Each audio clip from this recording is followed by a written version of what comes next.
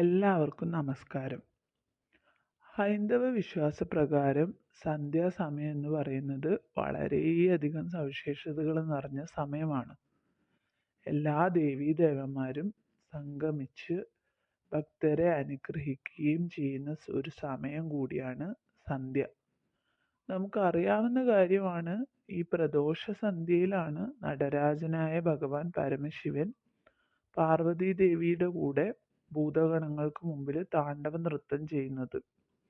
ഭഗവാന്റെ ഈ നൃത്തം കാണുന്നതിനായിട്ട് ഈ സമയം സകല ദേവീദേവന്മാരും കൈലാസത്തിൽ എത്തിച്ചേരും.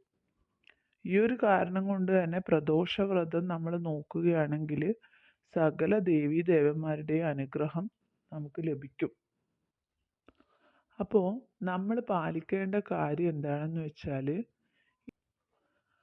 നമ്മൾ മനസ്സിലാക്കേണ്ട കാര്യം എന്താണെന്ന് വെച്ചാൽ ഇതേ പ്രാധാന്യം തന്നെയാണ് ഓരോ ദിവസത്തെയും പ്രഭാത സായാഹ്ന സന്ധ്യയ്ക്ക് ഉള്ളത് എന്നതാണ്. ഈ സന്ധ്യകളിൽ നമ്മൾ വിളക്ക് വെച്ച് ദേവീദേവന്മാരെ പ്രാർത്ഥിക്കുകയാണെങ്കിൽ ദേവീദേവന്മാരുടെ അനുഗ്രഹം നമുക്ക് ലഭിക്കും. ഓരോ ദേവീദേവന്മാരും ഓരോ വീട് സന്ദർശിക്കുന്നത് ഈ ഒരു ത്രിസന്ധ്യക്കാണ്. അപ്പോൾ നമ്മൾ നിർബന്ധമായി ഈ ഒരു സമയം ഗൃഹപരിസരം അടിച്ചു വാരി വെള്ളം തളിച്ച് ലക്ഷ്മി ദേവതയെ എതിരേൽക്കുന്നതിന് വേണ്ടി തയ്യാറാകണം. അങ്ങനെ ചെയ്യുന്നത് നമ്മുടെ വീടുകളിൽ ലക്ഷ്മി കടാക്ഷം നിലനിർത്തും. നമുക്ക് സകല ഐശ്വര്യങ്ങളും അനുഗ്രഹങ്ങളും കൈവരും. ലക്ഷ്മി കടാക്ഷം മാത്രമല്ല, കുടുംബ പരദേവതകളുടെയും മറ്റ് ദേവീദേവന്മാരുടെയും ഒക്കെ അനുഗ്രഹം നമുക്ക് ലഭിക്കും. അപ്പോൾ ഇത്രയും പ്രത്യേകതകളും പ്രാധാന്യങ്ങളും ഒക്കെയുള്ള സന്ധ്യാസമയങ്ങളിൽ നമ്മുടെ വീടുകളിൽ ചെയ്യാൻ പാടില്ലാത്ത കാര്യങ്ങൾ എന്തെല്ലാമാണെന്നാണ് ഇനി ഞാൻ പറയാൻ പോകുന്നത്. ഒരുപക്ഷെ നമ്മൾ പലരും ഈ തെറ്റ് ചെയ്യുന്നുണ്ടാകും. അതുകൊണ്ടാകും വിളക്ക് തെളിച്ചിട്ടും ഈശ്വരനെ വിളിച്ചിട്ടും നമുക്ക് യാതൊരു പുരോഗതി ഐശ്വര്യം ഒന്നും ഉണ്ടാകാത്തത്. അതുകൊണ്ട് ഇനി പറയുന്ന തെറ്റുകൾ വിളക്ക് വെച്ച ശേഷം നമ്മുടെ വീടുകളിൽ ചെയ്യുന്നില്ല എന്ന് ഓരോരുത്തരും ഉറപ്പുവരുത്തണം.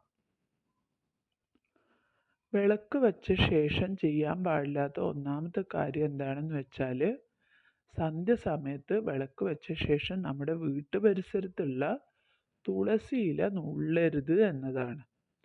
തുളസി എന്ന് പറയുന്നത് മഹാവിഷ്ണുവിന് ഏറ്റവും ഇഷ്ടമുള്ള സസ്യമാണ്. അപ്പോൾ ആ ഒരു കാരണം കൊണ്ട് തന്നെ മഹാലക്ഷ്മിക്കും തുളസി ഒരുപാട് ഇഷ്ടമുള്ള ഏറെ പ്രിയപ്പെട്ട സസ്യമാണ്. അപ്പോൾ വിളക്ക് വെച്ച ശേഷം ലക്ഷ്മി കടാക്ഷം നമ്മുടെ വീട്ടിലെത്തിയിരിക്കുന്ന സമയത്ത് തുളസി നുള്ളുന്നത് ലക്ഷ്മി കോപത്തിനിടയാക്കും. അങ്ങനെ ചെയ്യുകയാണെങ്കിൽ നിത്യദാരിദ്ര്യവും സമ്പത്തിൻ്റെ ദോഷവും നമുക്കുണ്ടാകും. അതുകൂടാതെ സകല ദൗർഭാഗ്യങ്ങളും നമ്മളെ തേടിയെത്തും. അതുകൊണ്ട് വിളക്ക് വെച്ച ശേഷം ആരും തന്നെ തുളസി ഇല നുള്ളരുത്.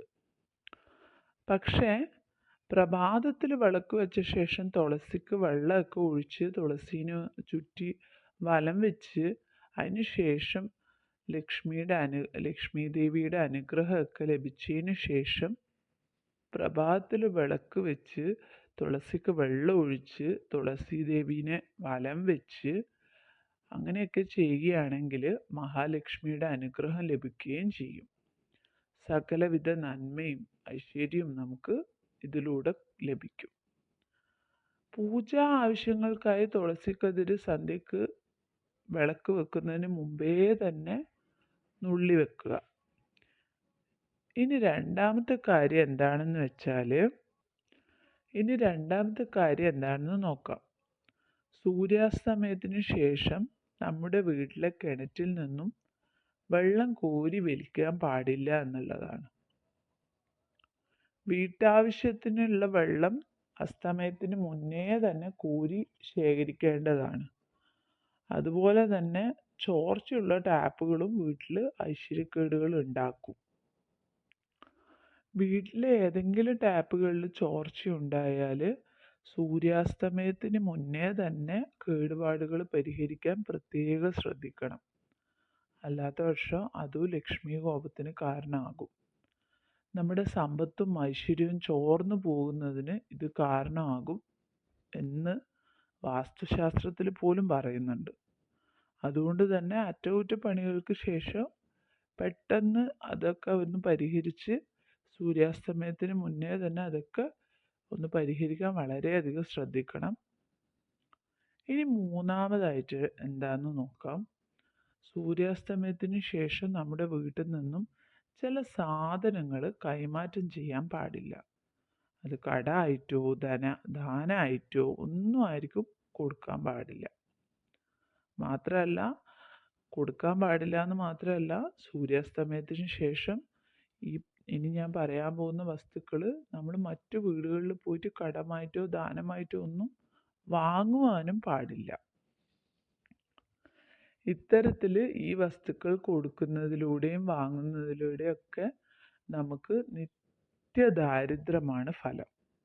അതെന്തൊക്കെയാണെന്ന് ഞാൻ പറഞ്ഞുതരാം. ആദ്യത്തെ വസ്തു ഉപ്പാണ്. ഉപ്പെന്ന് പറയുന്നത് കടലിൽ വിളഞ്ഞുണ്ടാകുന്ന വസ്തുവാണ്. നമ്മുടെ ജീവിതത്തിലാണെങ്കിൽ ഉപ്പിടാത്ത ഒരു വസ്തു ആർക്കും ഇഷ്ടമല്ല. ഒരു വീട്ടിലുണ്ടാകേണ്ട ഏറ്റവും അടിസ്ഥാനമായിട്ടുള്ള ഏറ്റവും ഇമ്പോർട്ടൻ്റ് ആയിട്ടുള്ള ഒരു ഭക്ഷ്യവസ്തുവാണ് ഉപ്പ്. ഉപ്പിൽ ലക്ഷ്മി വിളങ്ങുന്നു എന്നത് പ്രാചീന കാലം മുതൽക്കേ കൈമാറി വരുന്ന ഒരു വിശ്വാസമാണ്. അത്തരത്തിൽ ലക്ഷ്മി ദേവി വസിക്കുന്ന ഈ ഉപ്പ് നമ്മൾ ഒരു കാരണവശാലും ത്രിസന്ധ്യ കഴിഞ്ഞ നേരത്ത് അയൽ വീടുകളിൽ പോയി കടം വാങ്ങാനോ മറ്റുള്ളവർക്ക് നമ്മൾ കടം നൽകാനോ ദാനമായിട്ട് നൽകാനോ ഒന്നും പാടില്ല. ഉപ്പ് പോലെ തന്നെ പ്രധാനമായിട്ടുള്ള ദാനം കൊടുക്കാനോ ഒന്നും പാടില്ലാത്ത ഒരു വസ്തുവാണ് മഞ്ഞൾ. മഞ്ഞളും ലക്ഷ്മി ദേവീനെ ഉൾക്കൊള്ളുന്ന ദിവ്യമായിട്ടുള്ള ഒരു വസ്തുവാണ്. അതുകൊണ്ട് തന്നെ ഈ മഞ്ഞളും നമ്മൾ സന്ധ്യ കഴിഞ്ഞ നേരത്ത് ദാനം ചെയ്യാനോ കടം നൽകാനോ പാടില്ല. ഇനി മൂന്നാമത്തെ വസ്തു പാലും പാലിൻ്റെ ഉൽപ്പന്നങ്ങളുമാണ്. പിന്നെ നാലാമത്തെ വസ്തു കടുക്. കടുകും സൂര്യാസ്തമയത്തിന് ശേഷം നമ്മൾ കടം കൊടുക്കാനോ വാങ്ങാനോ ദാനം ചെയ്യാനോ ദാനം വാങ്ങാനോ ഒന്നും പാടില്ല. അങ്ങനെ നമ്മൾ മറ്റൊരാളുടെ കയ്യിൽ നിന്ന് കടുക് വാങ്ങുകയാണെങ്കിൽ അയാളിലുള്ള ദോഷവും നമ്മളിലേക്ക് എത്തിച്ചേരും. അങ്ങനെയാണ് വിശ്വാസം. അഞ്ചാമത്തെ വസ്തു ഇരുമ്പ് ഉപകരണങ്ങളാണ്. പ്രത്യേകിച്ച് മൂർച്ചയുള്ള ഇരുമ്പ് ഉപകരണങ്ങൾ.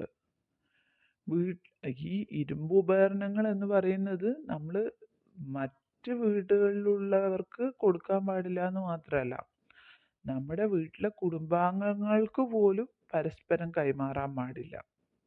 അങ്ങനെയാണ് പറയുന്നത്. ഇനി വേറൊരു കാര്യം ശ്രദ്ധിക്കേണ്ടതെന്ന് വെച്ചാൽ, നമ്മളിപ്പോൾ മുകളിൽ പറഞ്ഞ ഈ കാര്യങ്ങളൊക്കെ, ഈ വസ്തുക്കളൊക്കെ പൂജാ കാര്യങ്ങൾക്കോ അല്ലെങ്കിൽ അടുത്തുള്ള ക്ഷേത്രങ്ങൾക്കോ ആണ് ഈ സന്ധ്യ കഴിഞ്ഞ സമയത്ത് കൊടുക്കേണ്ടി വരുന്നതെങ്കിൽ അതിലൊരു ദോഷമോ തെറ്റോ ഒന്നുമില്ല.